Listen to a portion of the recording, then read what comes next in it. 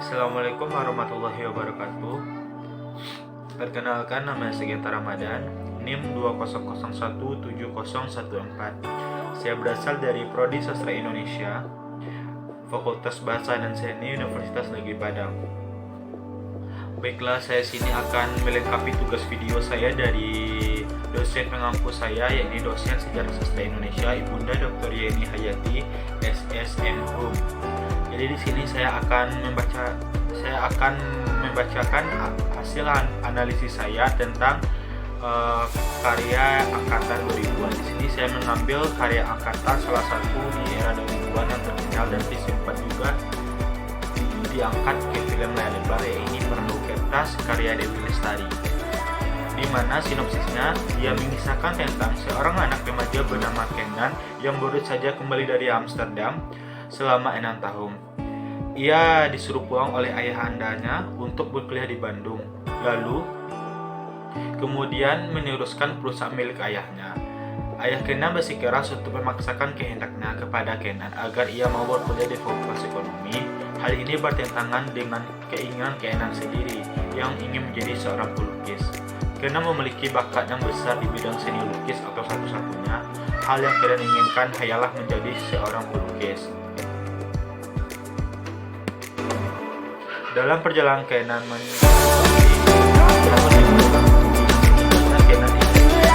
dia adalah seorang gadis yang beriman.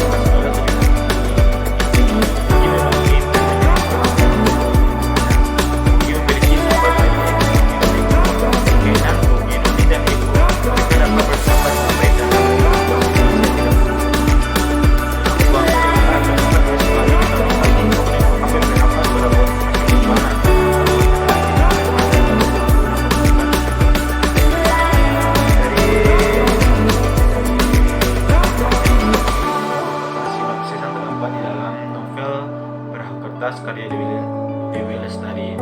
Selanjutnya saya akan membacakan unsur intrinsik di dalam novel Perahu Kertas karya Dewi Lestari ini.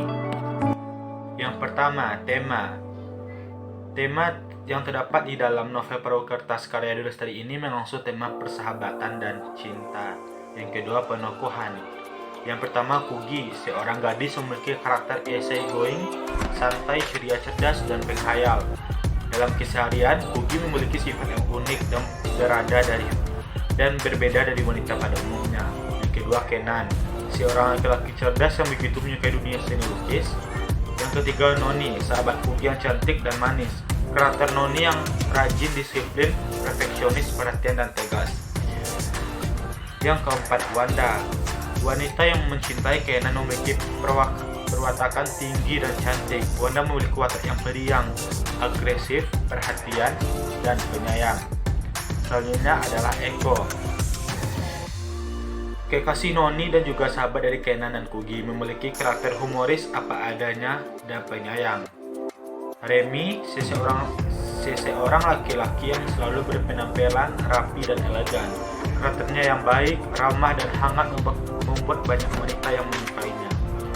Selanjutnya Lude, gadis Bali yang menyukai Kenan, memiliki karakter yang lemah lembut, baik hati, dan pemalu. Selanjutnya Adi, seorang laki-laki yang merupakan ayah Kenan, bersifat keras kepala, tegas, dan suka memaksakan kehendak kepada Kenan. Selanjutnya Lena merupakan ibu Kenan yang baik hati, penyayang, dan selalu mementingkan keluarga di atas segala-galanya. Yang terakhir, Wayan, seorang laki-laki Bali yang merupakan sosok lain di antara kedua orang tua Kenan. Wayan adalah seorang pelukis terkenal di Bali. Cita rasa seninya membuat Kenan kagum akan dirinya. Selanjutnya adalah latar. Latar pada cerita novel Perahu Kertas tidak digambarkan secara spesifik dan bersifat netral. Latar dapat diimplementasikan di mana saja berdasarkan imajinasi pembaca. Dan keempat adalah alur. Cerita dalam novel Perahu Kertas menggunakan alur maju, uren, seperti eksposisi yang terdapat di dalam pertemuan Kugi dan Kenan dimulai ketika Noni dan Eko mengajak Kugi untuk menjemput Kenan di stasiun.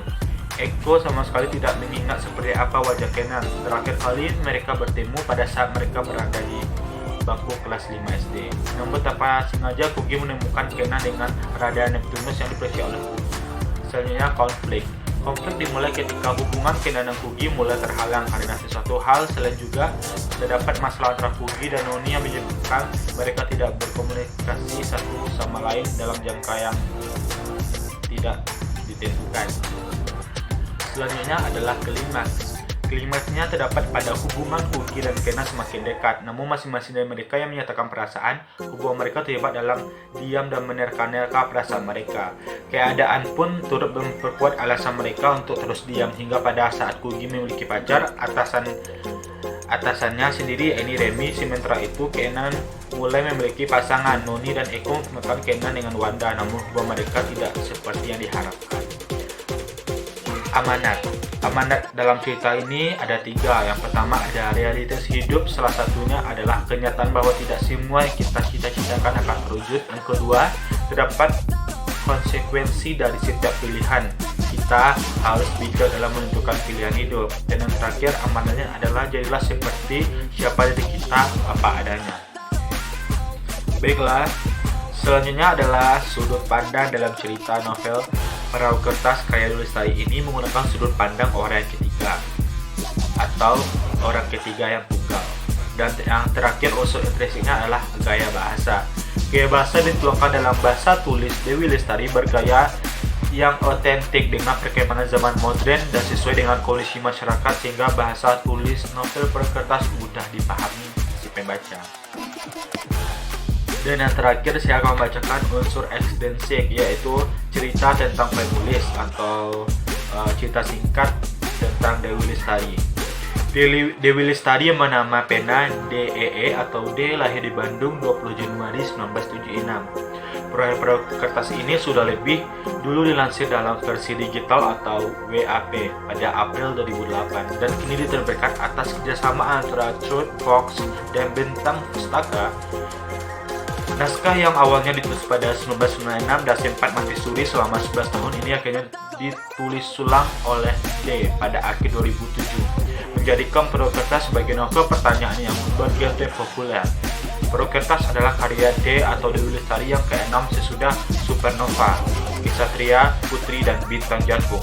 Supernova, Akar Supernova, Peter Sophie, dan Christopherson. Sekianlah unsur intrinsik dan ekstrinsik dari novel Perahu Kertas karya Dewi Lestari. Apabila ada materi atau unsur intrinsik atau ekstrinsik yang salah, mohon dimaafkan. Sekian, assalamualaikum warahmatullahi wabarakatuh.